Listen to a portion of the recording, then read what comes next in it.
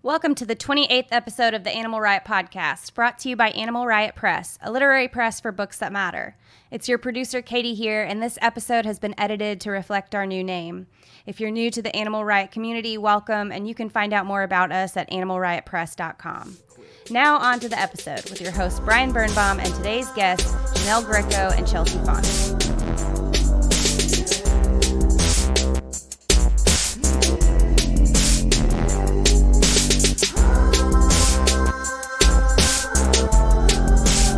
We're here today with Chelsea Fonden, a poet and flash fiction writer living in Brooklyn. Chelsea's work has appeared in No Dear magazine, Breadcrumbs magazine, and the Electric Encyclopedia of Experimental Literature, among others. Damn, that is a magazine right there. Okay. The Eel. I love. Is that what they call it? It's now defunct. Yeah. Ooh, that sucks. I like that name. Chelsea's performed as part of the NYC Poetry Brothel and was selected for a 2018 Poetry Society of New York Typewriter Project Micro Residency. Whew. Jeez, that's a mouthful. That's an achievement, though. That's how you know it's real. Chelsea has also taught creative writing workshops for NYC homeless shelters and after-school programs, and she has almost as many plants as she has feelings. Let's sit vigil for that for a second. Okay. Also joining us today is Janelle Greco, a writer and education director working at Youth Communications and also a resident of Brooklyn, because everyone in New York that writes is a resident of Brooklyn. Sorry, guys. Janelle's work has previously appeared in I Want to See This Before I Leave, Maudlin House, Hobart Magazine, Gambling the Isle, and Crab Fat Magazine, and she's an assistant fiction editor at No Tokens Journal, which is no joke. That's a pretty serious job. Mm-hmm. Chelsea and Janelle co-founded the Eclipsed reading series, which is what makes this paired guesting entirely non-random. Oh yeah, and so I'm gonna say today's this episode's brand of fuckery is brought to you by How Did People Live Without Air Conditioning? Because it's hot as fuck in here. We had to turn the air conditioning off, so there's no sound. So yeah, let's start with how you guys met and started Eclipsed, because reading series are very important. We probably wouldn't be sitting here right now if there weren't for a reading series. True. So yeah. Do you want to tell it? Yeah, Okay. I can start. I started working for a nonprofit called the Doe Fund. They run a series of shelters in the city and in Brooklyn, and they also run it's basically a work program for homeless and formerly incarcerated men who are trying to re-enter the workforce. And I started working for them in 2009. And I started out as a grant writer there, but hated it. So I really liked being in the shelters with the residents. So I transitioned to a job there on the training department. And Chelsea came on board in 2012. In 2012. Mm-hmm. She was part of the career development team. Mm-hmm. And yeah, we became fast friends then. We both shared like a passion for the work, and we both shared a passion for reading and writing, and we kind of coalesced at that point. Yeah, and I remember Janelle's a little older than me, and I just thought this was my first job in the city. We're both from Long Island, but we didn't know each other yet. So it was my first job in the city, moving to the city, don't really know anyone. And there's Janelle, and she was so cool and so beautiful and had a great job already in training. And so I don't know. I feel like I ran up to you and was like, oh my God, here's my number. Do you want to hang out? She did. So she gave me her number. And she loved me instead of being get the fuck away from me. What are you doing? Yeah. That's what I was going to ask. Wow. You loved me, right? I did love you. Okay. It was an intense. So you were as a friendship. kid, were you at risk for stranger danger shit? You were just way too inviting. Yeah, probably. I am. I trust people, and I said before, I have no boundaries. So yeah. I was you're cool. Unfolds from there. Yeah. You invited me to your house immediately. Yeah, too. probably. Yeah. I'm sure that I did. Yeah, that's too soon. Yeah, that's too soon. Yeah. So here we are. Yeah, no, but I totally understand the switch from the grant writing to working in the field, quote unquote. Mm-hmm. That would drive me crazy. Just repetitively begging for money. I'd rather work directly with people. Yeah. Mm-hmm. So yeah, so you guys met, and so how did you guys start the series? How far along in your glamorous friendship? Glamorous, yeah. So when we were working together at the shelter, we did a few writing related initiatives, because I feel we would get together and write and hang out. We started a book club on Saturdays with some of the residents, and Janelle mainly spearheaded that. That was extra from work, I would say, and that was she would come up with readings, and we would have discussions and read with the guys. It was all adult men, and it was kind of this place where we could like chat about like themes and different ideas, and we did free writing so people, like everyone could express themselves, and it was really nice. It was really awesome. And then we also did some writing workshops with our friend Kira, who was working there as well. And then I would say we both got different jobs, I feel like, at this point, or I did at least. I think I left in 2014. Were these workshops and like book clubs, were they extracurricular or were they part of the job? They were extra. Oh, that's extracurricular. That's awesome. Yeah, and we did the Saturday one because it was in Bushwick, and we both lived in Greenpoint at the time, so it was like pretty quick to like get over there on a Saturday, and it was really fun. I don't know, 6 months? How long? We didn't do it for that long. Yeah, but it wasn't too long, but I would say about like 6 months or something like that, maybe even shorter.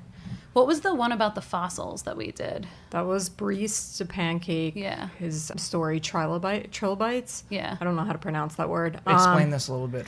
What about the fossils? We had them read this story called Trilobites. I can't pronounce that word. I think it's trilobites. Trilobites. Just like say it was Is this like power. like 1,000 megabytes or something? Or No, it's like a trilobite is like a fossil that you can find like in different like areas, and so the story is kind of about that and about like becoming like sort of feeling like you're becoming a sort of fossil and being tied to a place. And we had them free write about that, and they kind of just ran with it. A lot of people would express things about their lives, about a lot of them were formerly incarcerated, so they would talk a little bit about their time in jail or in prison. And so, yeah, we did a free write, and then we discussed the story together and like what it meant to them, and kind of all just tied together, like talking about people's lives and literature.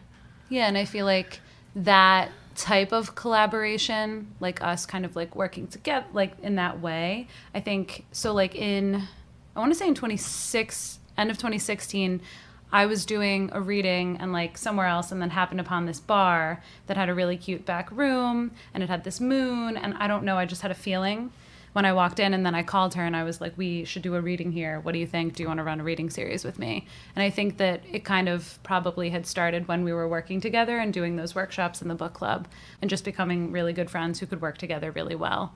And then I saw this, I don't know, it was like a moon on a stage. It was a huge wooden moon on a stage in a back room, and they had mood lighting. They had flowers. They had flowers. Plants. Of course, Okay, there's plants. yeah. That's it. Had to Yeah, that's ask. in my bio. Had to Yeah. ask, yeah. But it was just so lovely there. And so we asked the owner if we could host a reading there, and she said, sure, great. They've never done a reading. They were super excited.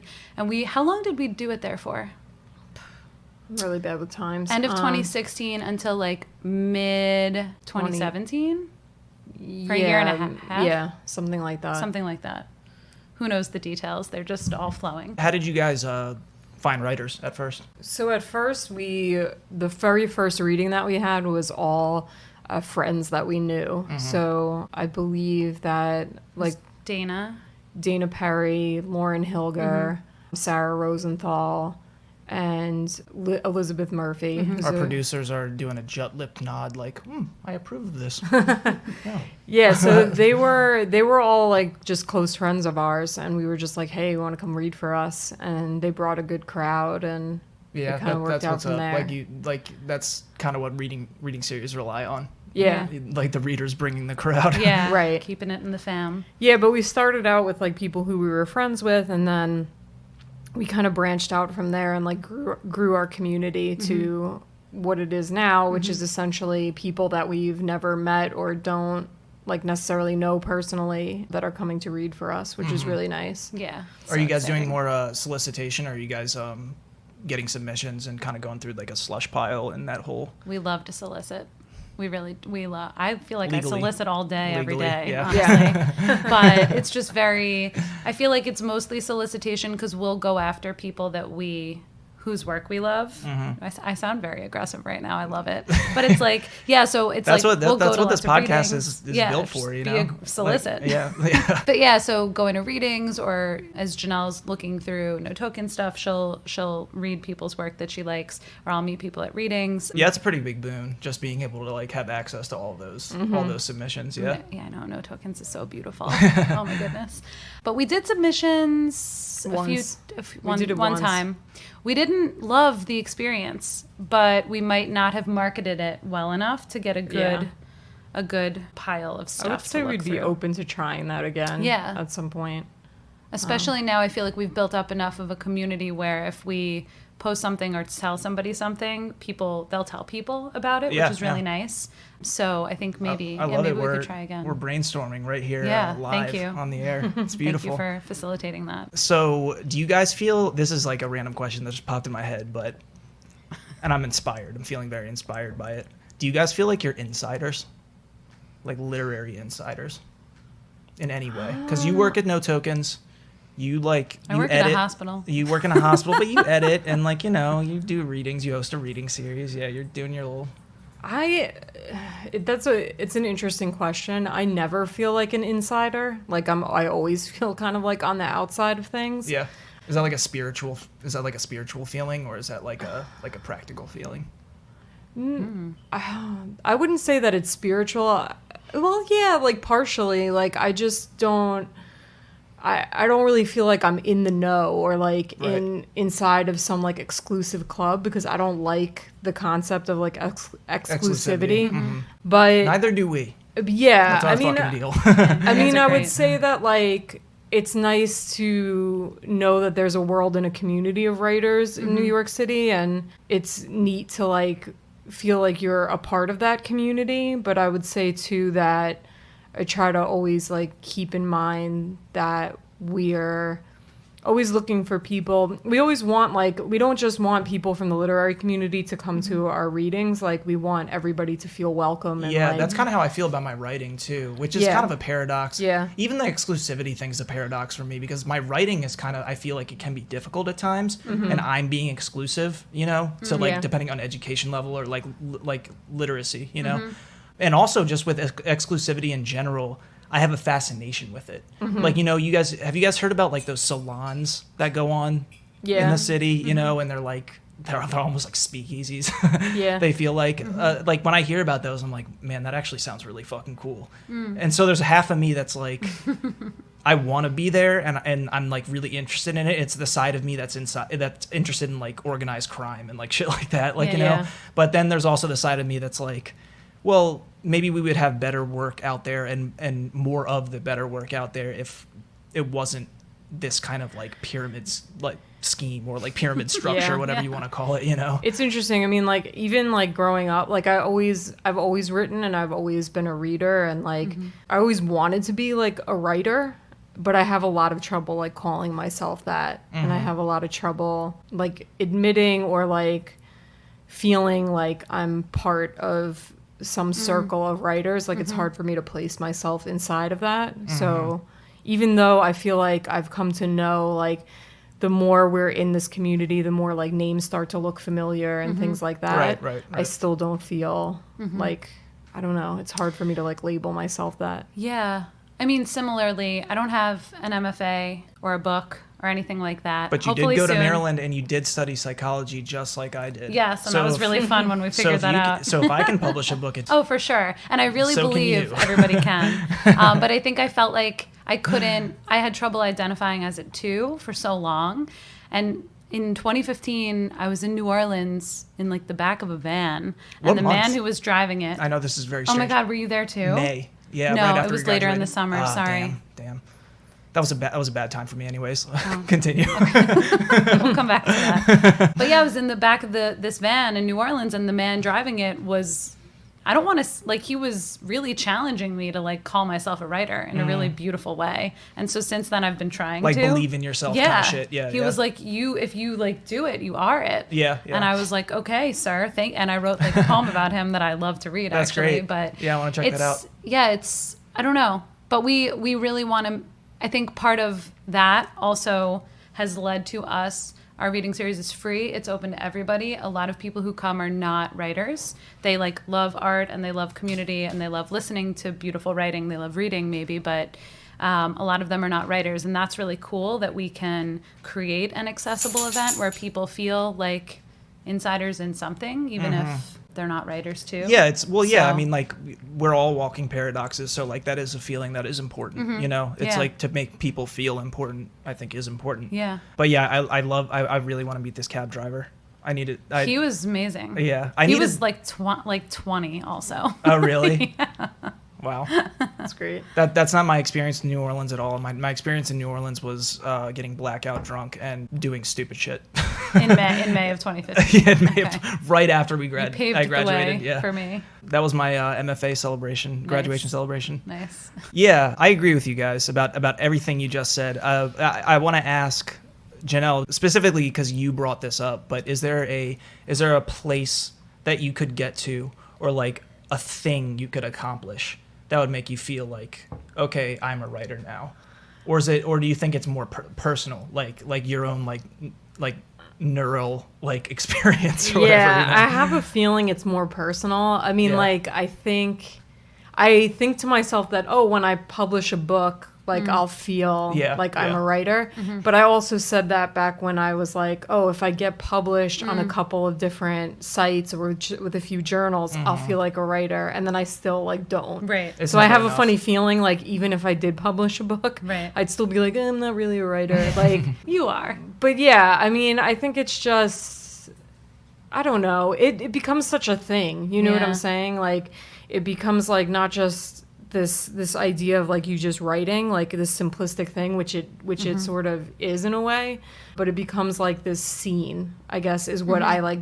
Is what I like resist against a little bit. Are you talking about kind of like the appearances? Yeah, Like, the it feels kinda appearance like- of being a writer, Yeah. like of being able to say you're a writer, and like just like the clout that sort of like comes with that. Like It's almost like we're reliving like high school all the time. Like, you know, that old trope, if we're going to, I guess say cliche, but like, we are on a literary podcast, I guess. But you know, like how they say, like, we're constantly like reliving like our high school experience or something. So like, it's like being like getting to that point is like in high school, I was like a 3-sport athlete, and then I got serious performance anxiety. And that was like really the marker of like when my depression and anxiety like really just like struck me, Yeah. So like I do think in a way there's a part of me that's writing to compensate for that, like to like kind of like maybe prove something about like, I can do something that I couldn't do, but yeah, I totally know what you mean, but just like in a more universal sense, what you just said, I do. I think everyone is living their writer life off the page very differently than they live it on the page. Right. It's like there is Yeah. a genuineness, or like what's the word I'm looking for? Integrity to like the actual work. But once you step outside of the room, then everyone's talking about what they've written, where they've published, and like all that kind of stuff. Yeah. And I think it's really hard to manage. And one of the reasons I bring it up is because we've done episodes like in other cities and stuff, people that feel disconnected from New York, and because we are like, and to other people, we are the insiders, True. So I think what you guys are doing is really important, just like, and we're kind of just trying to promote it elsewhere, more reading series in other cities, Yes. So do you guys have any plans to, because you guys are moving venues, is there any, not just with the reading series, like in your personal lives, like with writing, because Chelsea, you're also an editor and career coach, right? Yeah, Or is that past? I do a lot of should I- stuff. I work for a hospital. plants. Yeah. Yeah, I have a lot of plants. You take care of a lot of plants. Yeah, I take That's care of the a lot of metaphor we'll plants and use, people. yeah. So do we have plans in life? Yes. Okay. That's what yeah, I'm asking. we have plans in life. Yeah. But I think for our reading series first, we're excited to move into a new space called Cantina Kombancha, and it's so beautiful, and the owners are lovely. That sounds like a place where I can get like a. Have you guys ever had like a Mexican White Russian? I know that sounds completely oxy. No, I but know I'm what you're interested. talking about, Yeah. and they could definitely. It's like do that with for you. horchata milk instead of Yes. like cream. Ask Anyway, for it. sorry. Come. That's amazing. On July 18th from 7 to 9 p.m. Come and drink it. Oh, Yeah, ooh, come. But you don't know if they have it yet. I No, feel but I like feel she like they would might. help you with But that. you know what you just did? You made me want to go even more, because Good. now I really want to find out if they do. Yes. You know? Yeah. Created suspense for Exactly. you. There you go. Yep. But yeah, we're really excited about our new venue because the owners really support like the arts community, and they're just excited to have poems and stories and everything happening in there. So that's going to be great, and the food's delicious and the drinks are good, and they probably have what you want.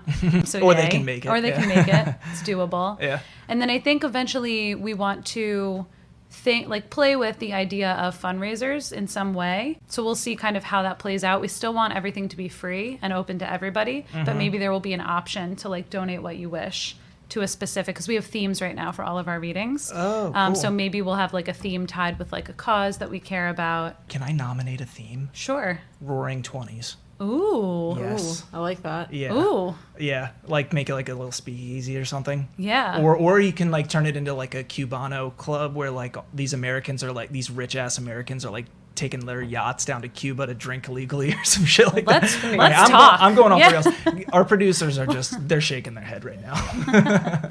Your imagination's Let's talk. wild. Yeah. The But that's what you imagination need of for a writer. themes. That's my problem, really. It's like, it's really Imagination Every for writer's themes. problem. But I really like that idea about donations. We have to have a conversation after this now because I don't know if you guys are aware, but we did the reading for Racy's thing. Yeah. Oh, okay. Yeah, Yeah. we Yeah. saw that. It was really successful, actually. So Awesome. writers we're all like pretty giving people. You know, we have big hearts, so people will give their money to you. Yeah. And they'll trust you to allocate it properly. We promise. Yeah, I think we're excited. Our passion is always like helping others, and I think like that comes across in like the work that we've done, and also just wanting to like bring a piece of that to the reading series. I think it's like part of that. Yeah, and it's been so cool. I meant to mention this before, so I'm circling back a little bit. But it's been really cool to have friends of ours whose work we love, but maybe they haven't really started getting published yet or getting. It's really cool to like have them read for the first time. Because they get to put something on their bio that goes, Yeah. I read at Eclipsed Reading and Series. just the whole Yeah, experience where like they have a big audience. We had 50 people recently at our biggest reading 2 readings ago, which and for was new amazing. and for new like you know, they call it emerging writers Yeah. in our community, Yeah. but that's like scary as fuck. But it was like the first they were time amazing. I read, Yeah. Yeah, I know. I'm sure, and that's the thing. I'm sure. Like, I remember when I read for the first Yeah. time, I was like probably trying to like impress people, but I was really terrible at it. Like, I remember Katie telling me, she's like, you read so monotone, and I kind of still, Yeah, I kind of that's still what do I it do to when I'm this day. nervous. Yeah. I'm probably doing it now. Yeah, and you know, with someone who has performance anxiety, you know, it's not like transitive property isn't really that hard to solve. It's like it's a shit show. But yeah, no, the past venue that you guys were at, were they really upset that you guys moved? Was that They a hard closed. conversation? Our first bar okay. closed. I see. That was so sad. Yeah, it was sad. And we were like, "Can we have that moon?" And they were like, "Sorry, no, but we'll send you the link to like find Yeah, it." we ask Get it on for Amazon. a lot of things. Oh, That's like yeah. a big A thing. theme of ours. If you're trying to start a reading series or like you are interested, just I don't know, in life in general, I think it's good to like ask for things. Yeah. Like if you just ask, a lot of times like people are very generous and And they want to help. yeah, wanna and be they'll involved. help you out. Yeah, yeah. But we're sad. It was Naive in South Williamsburg, and they closed. And I think it's a sushi restaurant now, but it was off the JMZ, and we loved them, and we were very sad when they closed. Rest in peace, those beautiful That's days. sad. Yeah. That is sad. But new things, new beginnings. As I'm going to bring this up again, as a fellow psych student at Maryland. I don't know, did you take social psych by any chance? Yes. I remember, I just Did you remember. have a youngish guy I as think your teacher? so. Who What knows? was his? We might have been in the He same had a class. common name. I don't remember this. I smoked a shit ton of weed in college. It's like I was constantly high. Did we overlapped, right? I think we graduated the same year. 2010. So I just remember in that class, like, one of the heavier theories was that one of like 3 things that makes people happy. There's like the selfish end of the spectrum, but then there's like the philanthropic end, you know? And so people do want to help. Yeah. That's why I kind of do stuff that I do. I don't know. That's why you're having us here today. Thank you. Maybe. Who knows? You sound so good on the podcast. Yeah, you speak so well and say such good stuff and give such great examples. I'm scared that people are going to think I'm a piece of shit. No, you're great. I really feel like the more people I talk to, the more everyone's just thinking that about themselves all the time. Yeah. Yeah. I think Everybody's so. like, "Oh my God, I'm scared. What does everyone else think of me?" And literally everyone else is like, "Oh, you're great. You're cool. Like, you're good at it." you Yeah, know? but So weird. It's like we forget that people can't see inside our heads, Yeah. you know? Yeah. Which if we could, it might be worse. We might actually then think, wow, you really are a piece of shit. That would be horrible. Oh my God. Do not look inside my head. Or we would all understand each other better. That would be nice. You... I'm just thinking about something I did yesterday that I told Janelle about. I like gave this place the middle finger after I left it. Metaphorically, or like No, you literally like I stuck up literally your finger? Okay. double yeah. middle finger too. Beautiful. And then Okay. I called her and I was like, "It's petty, but it felt so good." Can you tell us a little No, more about this? I God, can't actually. Really? No. Oh my God. I feel like I can't. That's I was just leaving. that's The a place cliffhanger was right there. symbolic of a different time of my life, and I've moved into a new apartment and a new time. So that old place really just middle finger, moving forward. Well, we got a little bit of information there. That's like some That's all- iceberg that's theory, all I'll say. you know? I have an iceberg right here. Oh, is you it know for- the iceberg theory? I do, Oh, of course. yay. Yeah. I feel like every writer should know the iceberg theory. I hope Janelle Should we taught explain it to it? me. Should we explain? Janelle, Did I Janelle, do you want to explain it? I don't know if I'm thinking of the same thing you guys are thinking You do of. your version, and then we'll all do our Okay, version. let's all do our version. Well, the iceberg theory is usually that there's more beneath the surface than what you see at the top. Yeah. That's the basis of it. And so in writing, it's like you can infer like what's going on beneath, So Got I really like that. I try to use it a lot. I just do it with people. I didn't even think about it for writing. Cool. This is great. Yeah, I totally use it because I think people want to feel smart when they're reading. So like if you can get them to infer stuff, like and like use something from before in the story or like something like that, like I feel like I almost use it to a fault. Like I'm too implicit sometimes, because I think I'm smarter than I am. But we're actually doing do you guys know Monica Lewis? We're gonna do an episode on like mental health and like substance use and stuff like that. Oh, cool. Soon. Great. Yeah. Because I mean I think especially for writers, like there's a lot of us Right. write because we need to figure something Yeah. out. Oh, for sure. So yeah, I'm looking forward to that one. She's a writer and a. Yeah, she's a poet. She writes some fiction too. She's read Oh, it. I think I've heard of her. Yeah, Yeah, cool. Yeah, she's great. But one more thing I wanted to ask about the series is because you guys, something I'm really interested in. You guys read at the series every time, right? Yeah. Yeah, Yeah. we do. Yeah. How do you guys feel about that? Because I think it's really cool, and I also think it's really brave. Because like I would really want to do that myself. But like speaking of like self-confidence and stuff, I would be like I'd be like, do they want to hear me? Like, I don't know, like I invited all these other people to read, but like I like it. I think it's really cool. And like you get a consistency, like you're going to show up and you're going to hear these two people read and like the people that they've invited, and you get to know Right. you guys, Yeah, and I always open and Janelle always closes. Oh, okay. And that works really well. I don't know. I think at first we just wanted to do it, and then it became just a part of it in a really great way. And I think at first I was just like, oh, or do people want to hear us every time? And then I was like, we're in charge. We can do what we want. So it was fun. But I think we were talking about this the other day about like the vulnerability aspect of it, where if we're asking other people to be vulnerable, we should also be able to be that's a good point. vulnerable. But it's fun. I feel, yeah. Yeah, I mean, I feel funny about it sometimes. Like, I feel like, I don't know. It can be a little bit weird because I feel like I'm just doing it. Like, it's like, I don't know. I don't want it to be like this narcissistic, like, thing. Yeah, of course. But at the same time, I do feel like if you're going to ask other people to be vulnerable, Yeah. I am a firm believer that you, especially like in the classroom or in like, in life in general, like you have to be vulnerable with people. Yeah, And yeah, I think that, and the other good thing about it too is that it gets us to kind of write new material also. Oh, I did not which think of is that helpful. aspect. But Yeah. every reading without fail, 2 days before, I'm like, oh my God, what am I going to read? Yeah. And Janelle's like, everything I have is terrible. And I'm like, me too. And then we pull it together. But also, That actually is really cool. it's I mean, that fun. sounds really You hard. should do but- it Yeah. if you want. You should do it. No, one of the reasons I'm really interested in it, and one of the reasons I think it's really cool is it separates you guys from other reading series, and like it's just another variation, The only thing I don't like about reading series is when they start to feel repetitive. It's like, okay, someone else gets up to read and we all sit and watch and then clap at the end and like blah, blah, blah. And it's not like I would ever really get sick of that because like I love literature. Right, but right. at the same time, like I do think these little things where you just change it up, I think it's cool. I like what you guys are doing Thank you. there. Thanks. Yeah, and we try to do like interactive activities every time because we're both trainers by trade. So we do interactive activities with the audience. We've had them write love letters together, like where you pass it around and you can only see the line above you. And that's been, so we've had like a bizarre love letter at the That's end.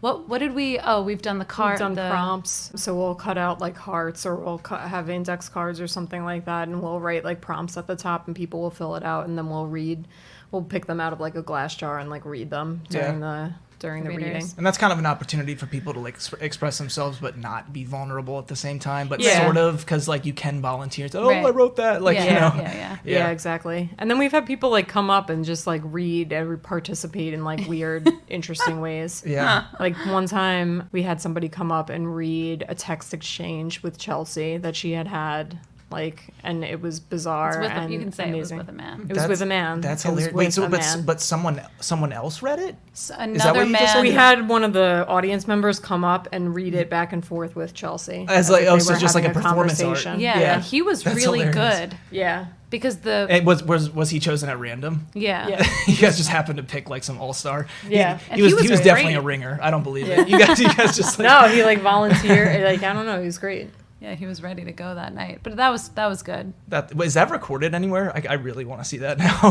No, we didn't start. sucks. We just started like recording our series. Yeah. For like Instagram and stuff. What is it through? I can't- Milligrams. Yeah, they're doing like a recording of like different reading series around New York, And right? And they're archiving it, yeah. archiving them. Oh Yeah. shit. Yeah. Do we know about this, producers? Wow. It's Interesting. James from the Poetry Project. Interesting. So Interesting. Yeah, Yeah, we we gotta can check that out. Milligrams. Maybe link. yeah. Yeah. Cool. I wish that was record. Well, do I? Yeah, I don't know. Before you guys read, and this is like kind of like a selfish tangent, but because you went to Maryland as well, I just submitted to like this other podcast like a really short story about me and my best friend Ben. We took a class together on experimental design, and so we at the final project was to write an entire real experiment and like make up the results and like That's cool. everything. And so. And being the little shits that we didn't do it until the night before. And it's like a 40-page like technical, like it's not just 40 pages of technical prose. It's like a lot of like 2x2 like factorial like designs and like all this shit. And like we write it, we finish it all, and then I pull my flash drive without saving it. No. And he just looks at me and he goes like, because he's gonna go to like med school and stuff after this, so he's like, this can't not be done, Right. So he's like you got to do this, and I'm just like, all right, that's it. Oh my God. And so I sit down and I just like then bang it out again, because like when you write something you kind of remember it, Yeah. and It I sinks just into like your banged mind. it out, and like it took so long, but it was terrible. Anyway, I maybe we might have to cut that because like I might have like fucked my chances up of getting on that podcast, but who knows? They probably won't listen to this. But yeah, let's do a reading. I don't know if we like purposely don't prepare our guests for this at this point, like so we can trick you guys into doing it. Trick us. No, it's No, fine. you guys just said you always do it anyway, so. We love to be tricked. I just got 2 pieces published, or they're Woo. being published on That's Crag. perfect. So maybe I'll read one of those. I'm going to read 2 short pieces that I would like to manifest being published, and I'm finding out if That's- they are getting published this month. Sounds like you were just casting a spell. Yeah. So, well, I She am. I will looked, like, into manifest the- this into being published. I'll just say it quick, but it's my favorite poet of all time, and it's his press is doing broadsides, and I really want him to choose one of my poems. Whoa, wait. Who is this? You can't say? I don't know how much I should say Because in the spell. I know a poet who does a series, and maybe a press too, that does broadsides. Or has done one broadside. They do a different like sort of Just say it. like print. George Kavalenko? No. Okay. But that's cool. Taylor? No. No? Okay. Yeah, it's not these I'm people. just going to read these poems, and they're going to listen and be like, you know what? We were going to choose you anyway. Oh, great. But- No, I mean, after our 300 million listeners hear this, I mean, the world's it's just going to be popping off. Let's go. Chelsea Fonden and Let's Janelle go. Greco. It's just going to be, don't worry.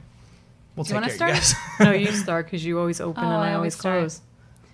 Okay, this is called We Have All Cried for Discontinued Lipstick. What kind of edges rim the mirror you see the world through? 1,000 tiny beauty queen bulbs like dazzling bats in your eyes as you glide discontinued lipstick. Your mouth like a whaleskin, you sour thinking of him. Musk and all that patriarchy. There is even something proud about a crucifix. We can't see through all this glinting. If you tie my hands with burlap, we can sell it as natural. Gladiolas, they ask for gladiolas. I have nothing to give all down this road. Please choose me. I like the choice of discontinued because it's like somewhere between like done, like finished, and just like discarded before finished. You know, I like that. I like the title choice. Thank you. I think you got a good shot. I hope so. The lipstick I'm wearing right now is the one that it's inspired named it? after. Yeah. Okay. Cool. It's everyone's cried over discontinued lipstick at some point, I would say. Or maybe it's Katie? just me. Yep. Another jut lip. Fair. Another jut lip affirmation. Yeah. I like that. That's a poem title.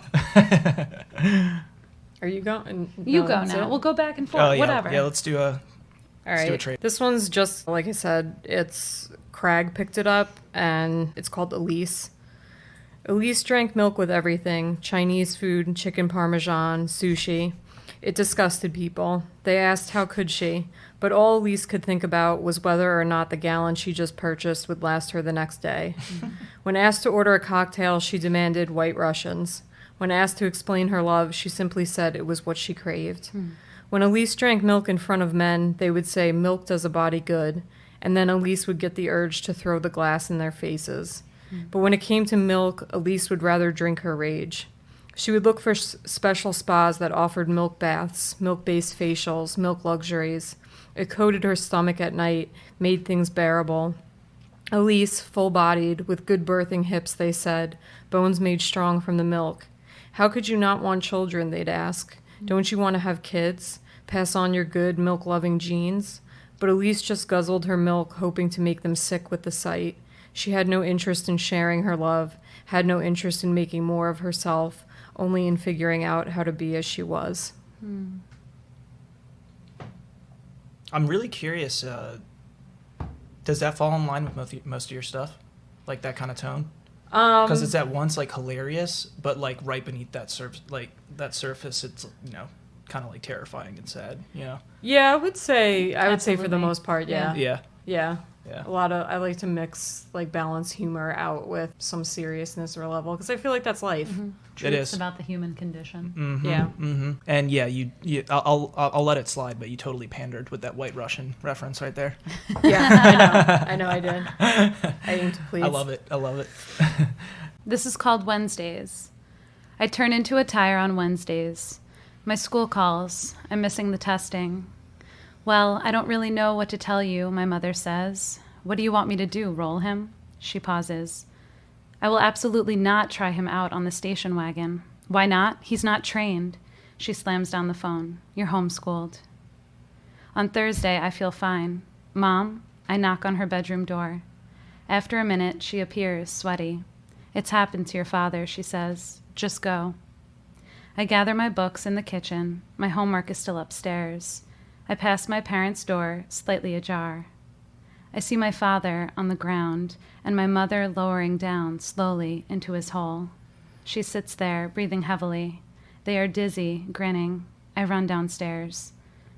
At school, I leave a note for a girl with small hips. Do you want to come over next Wednesday? Ooh. Period. I love it. You just displayed a lot of iceberg theory right there. Thanks. It's really it's like tattooed on my body. It's just funny because you said you never really applied it to you thought to apply it to your writing or whatever. But I mean, as soon as you bring up the father and and those questions that she asks, it's just like referring to something we don't really know, but we can kind of infer. You know? Yeah. Yeah, I like that a lot. Thanks. Do you want to read one more thing? Yeah, I'll read one more. We got to even it out. I'm going to do cheaper cuts, actually. Okay. It's about my grandmother. I write about her a lot. This is one for Katie. We love Katie's Gangy. Shout out to Gangy. Oh, nice. Sweet. She was on this podcast. Awesome. Like 4th episode, Amazing. yeah. Love that. So cheaper cuts. The bread came in all forms: rolls, baguettes, wraps, slices.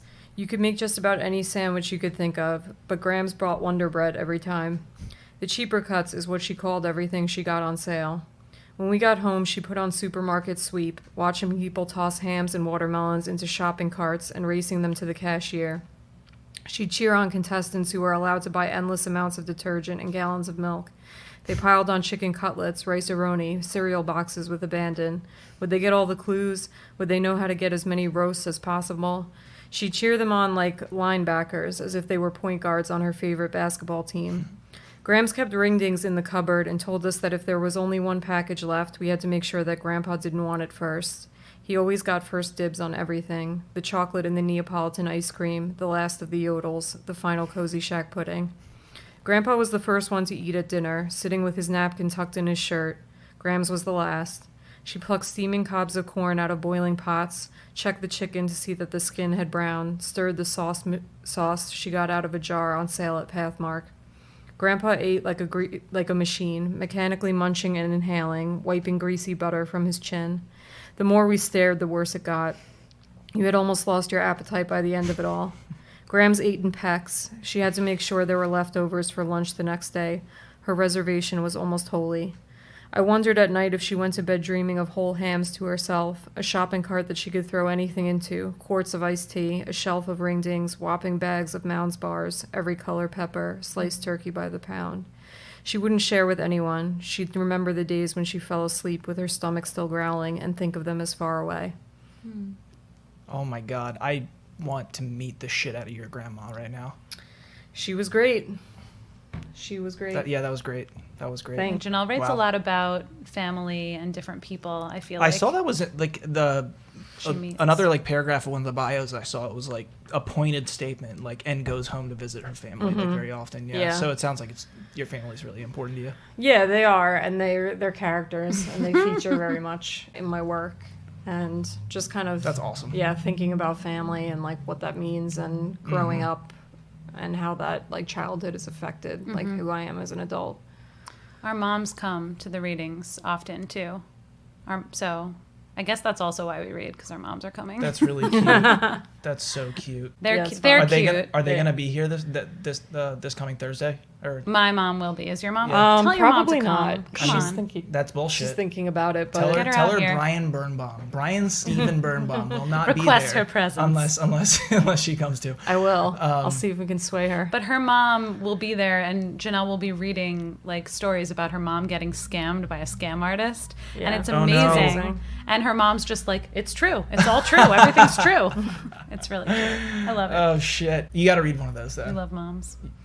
That sounds hilarious. Okay, so yeah, we're getting close to the end. So I want to ask one more question. I'll just phrase it like this. What is the craziest thing that's happened at your series? Because it sounds like you guys leave a lot of room for shenanigans, like letting people write on note cards and like making you read it aloud and shit. Like, you know,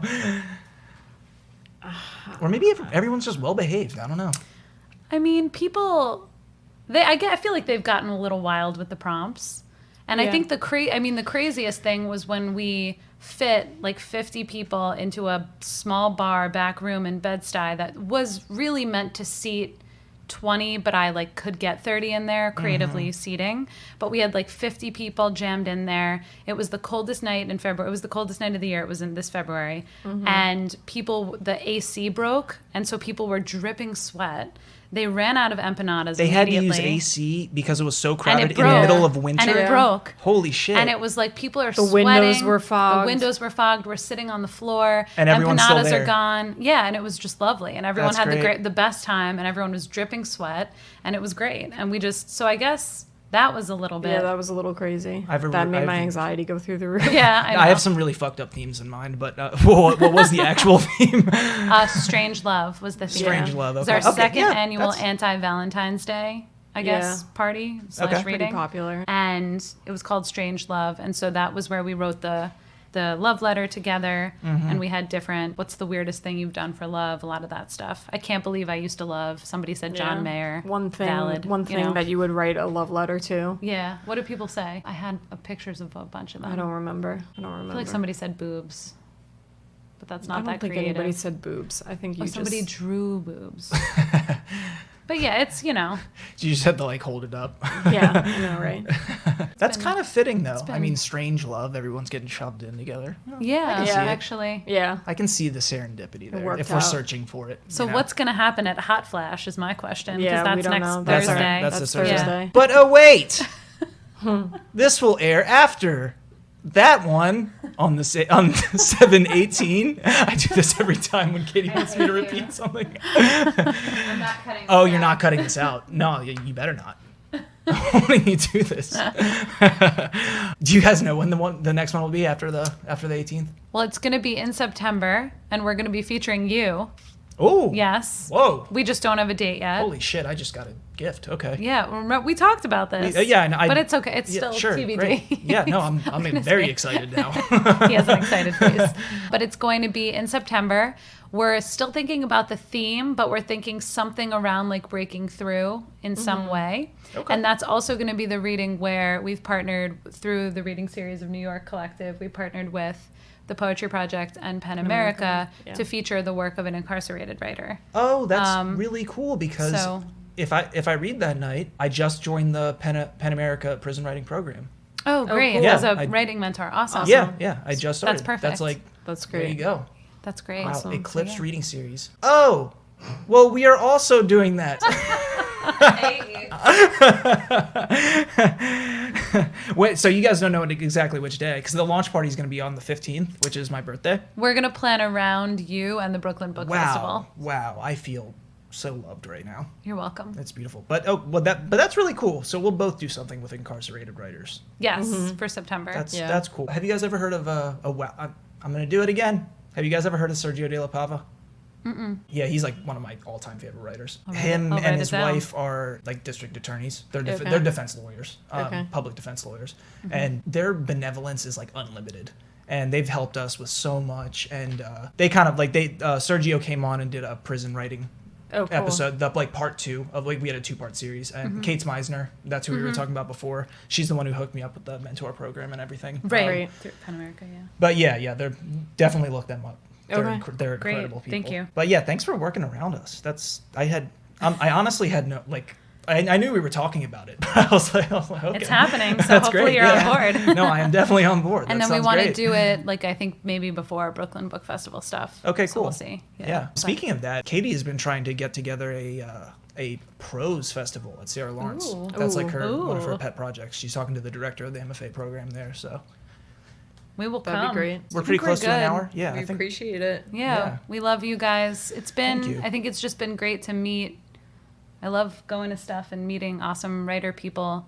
I know I met you guys and I asked Katie to come to coffee with me, and we met in a park, and she was so generous and was like, I'll connect you here. Let me send you this.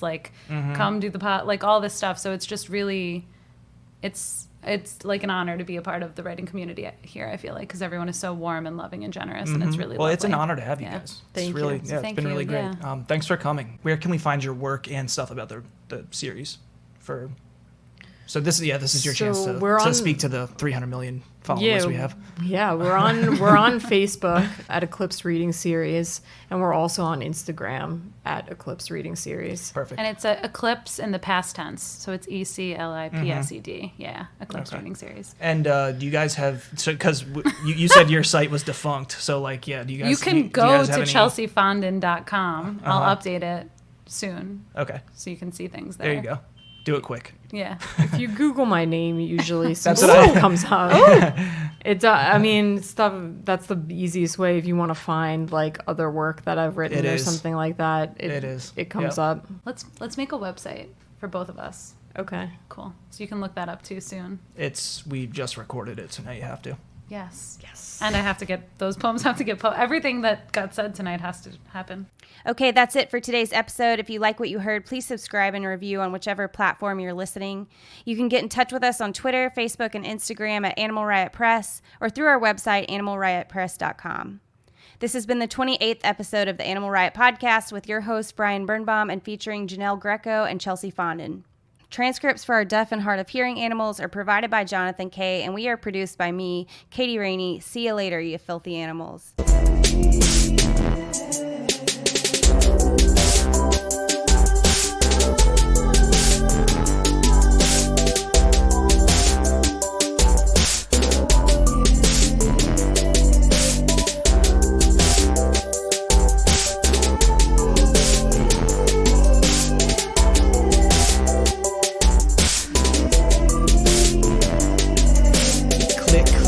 Yes, sir, it's the burn. Bombing on y'all and getting gully as the fern.